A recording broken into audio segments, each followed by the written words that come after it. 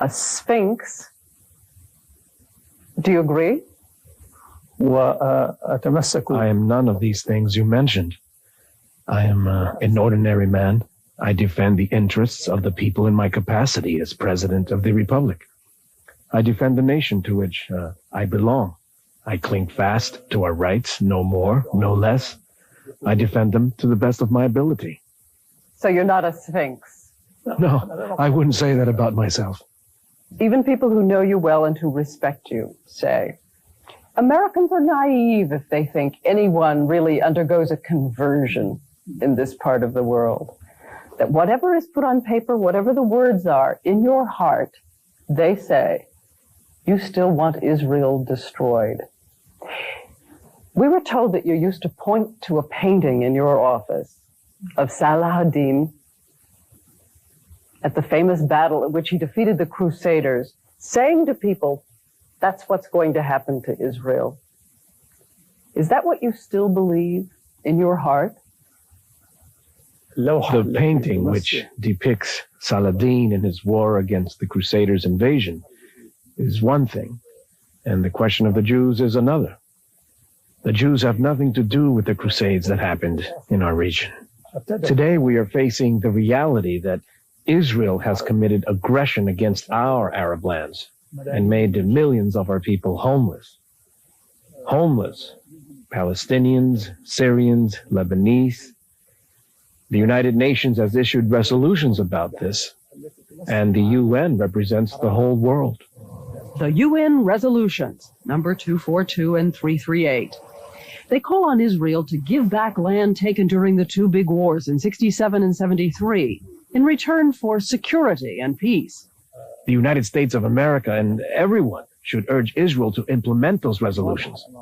And if they don't, then it will be crystal clear that Israel does not want peace.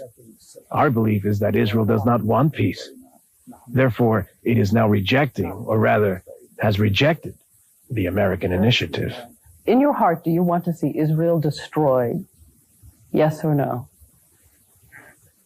This is not my concern. I want peace. But if Israel views peace as leading to its destruction, then that's up to Israel. We want peace. Peace is one thing, destruction is another. So no. In our view, we see that they have interest in peace. Peace does not destroy. Peace builds. Peace builds. I seek peace, not destruction. So no. I'm trying again. Yes, yeah, no. How much hope do you really hold out for this peace conference? When you're alone in your room at night, do you think this could be the beginning of peace? As for my hope in peace, if we lose hope, there can be no peace. But there are now initiatives and serious efforts being made by Arab, European, and American sides. Now, when we turn to the other side of the equation, I mean, the intransigent Israeli side, we can become pessimistic. Nevertheless, we will work to achieve peace. If I could relate to you what a high-level Israeli told me he'd like to ask you, will he say right now that he is prepared to renounce violence against Israel for good? You mean renounce peace? When we say that we seek peace, we understand quite well that achieving peace means an end to all acts of violence. This is obvious. Let's assume that at the conference, miraculously perhaps, but some agreement is reached about the Golan Heights. You remember the Golan Heights is that 463 square mile mountain region won by the Israelis during the 67 war. We asked the president if the return of Syria's land alone, the Golan, would be enough for you to conclude a peace treaty with Israel. This solution must not leave any part of the problem unsolved. Because if we leave any part of the problem without solving it, there will be no peace in the region. A comprehensive peace requires that we solve all subjects of the conflict between Arabs and the Israelis. As you know, the United States is now engaged in a lot of turmoil about the question of $10 billion in loan guarantees for Israel. If the United States, the Congress, goes ahead and approves those loan guarantees for Israel right now, within the next few weeks, will you still go to the conference? As for the $10 billion requested by Israel, this is not pushing the peace process forward. Rather, this will obstruct it to the extreme, because those billions will provide housing for Jews coming from the Soviet Union and elsewhere, housing in occupied Arab territories, in Palestinian, Syrian, and perhaps Lebanese land. And naturally, when we find that these lands have been filled with houses for Jewish immigrants, there will be nothing for us to talk about in the framework of what could be called a peace process. But you would still go to the conference. This will be decided in due time. However,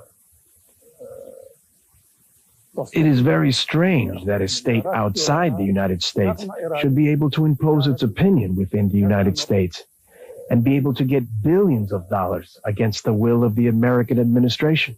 This is strange. It is not easy for anyone to accept. Of course, as you know, Mr. President, Congress is also the will of the American people. But I'd like to move on if I could. You've said you trust President Bush. Give me a one-sentence description of the man. We feel that he wishes to achieve peace and that he is seriously attempting to bring this wish to life. In my view, Israel itself would be one of the parties which would benefit most from the efforts of President Bush. Has President Bush promised to put pressure on Israel to give up the Golan? It's not only President Bush who speaks about the Golan Heights as Syrian land, but also successive American administrations that have always confirmed that position.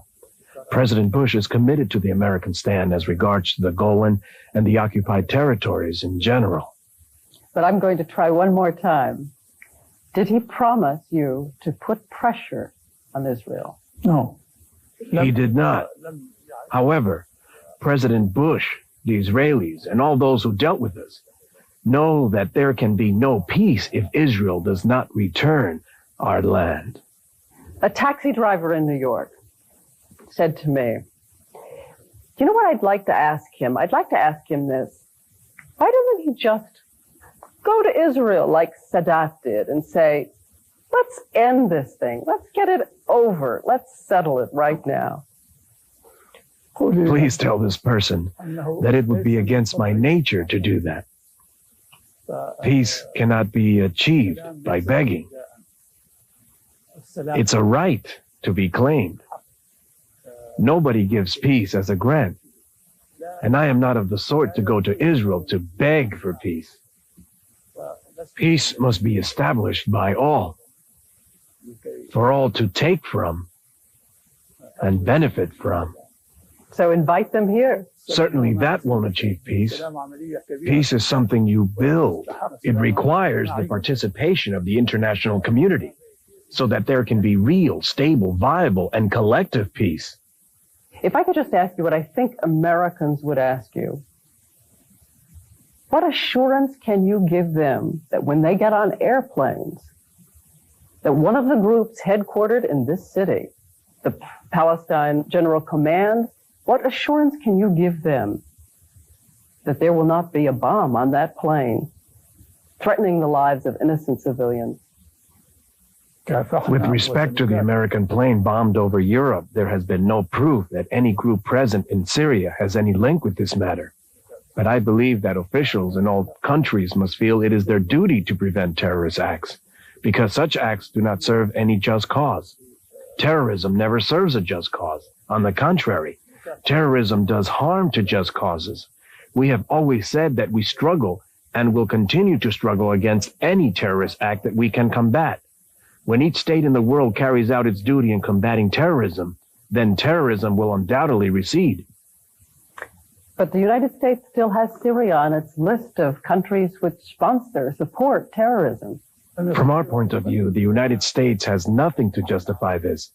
They could not, though we insisted, present one single piece of evidence to prove what they allege. So, what are they doing this for? Here's the report President Assad is talking about. In it, the U.S. is making an awkward straddle. The document says on the one hand that Syria still gives support and safe haven to terrorist groups.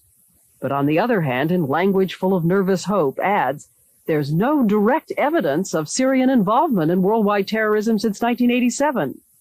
The report cites Syrian progress in moving away from some terrorist groups and Syrian help on the hostages. And by the way, officials now say the fingerprints on that bombing of Pan Am 103 look more as if they belong to Libya than to Syria. You watched the coup in the Soviet Union along with the rest of the world. Would you like to see Mr. Gorbachev ousted by a military regime? No, we do not. Tell me about the lesson of what has happened in the last year or two. When you look at what happened to Mr. Ceausescu in Romania, does a man like Saddam Hussein have to say to himself, the days are just about over for my kind of authoritarian government? And what does a man like President Assad say, who also has an authoritarian government, when he sees that process beginning, when democracy is springing up all around you? Do you say to yourself, my days are numbered? The days are numbered for people who control governments the way I do. Never. Ideas of this type do not haunt me because I have never imitated others in what I do. We in Syria have never imitated the experiences you referred to. In our view, all elements of democracy exist in our country. In the U.S., there are 2 political parties. We have 7. We hold free elections in our country. But, Mr. President, you run this country. You're not asking us to believe that you're not the boss in this country. Of course, I'm not the boss or anything like it. Decisions in our country are made by institutions which debate them. For Americans who've heard so much of the comparison, tell them what the biggest difference is between you and Saddam Hussein. I know nothing between us but differences. I can't see any similarities. We share nothing. There is nothing in common between us. Can you give just one example? For instance, do I attack my neighbors? Do I wage war on my right and my left? The people who write these articles On the say, contrary, I defend my Arab brethren. Lebanon was paralyzed and we helped it stand on its feet. you're just a subtler tactician than he is. If this is true, then where is the liability?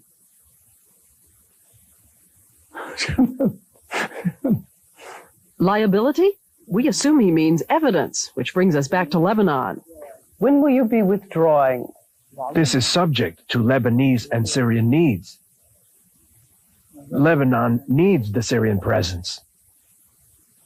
Mr. President, I know that Syria has been working recently on the whole hostage question. Do you believe within 2 weeks all of the Western hostages will be freed? We still make efforts for their sake, and we believe that things are moving to the better. But of course, we cannot give a time limit. However, I repeat that things are moving to the better, and we will continue our efforts. This is my final question. One sentence to say to Prime Minister Shamir of Israel on this eve of a possible peace conference. I want to address the whole world and not an individual. All sides have an interest in peace. The United States, the Soviet Union, Europe, and other countries in the world, the Arabs and the Israelis. It is not useful to obstruct peace. Syria is serious in the work for peace. By the way, we also asked President Assad about the standoff over the Palestinian delegation at the conference. Israel insists no members of the PLO, considers the PLO a terrorist organization. Assad indicated to us flexibility, saying a Jordanian-Palestinian combination of some kind would be fine with him, adding, at heart, all Palestinians support the PLO anyway. And finally, off camera, when we asked further about changes in his feelings toward Israel, President Assad said, "The thing that has changed is the world. The world will not tolerate aggression anymore."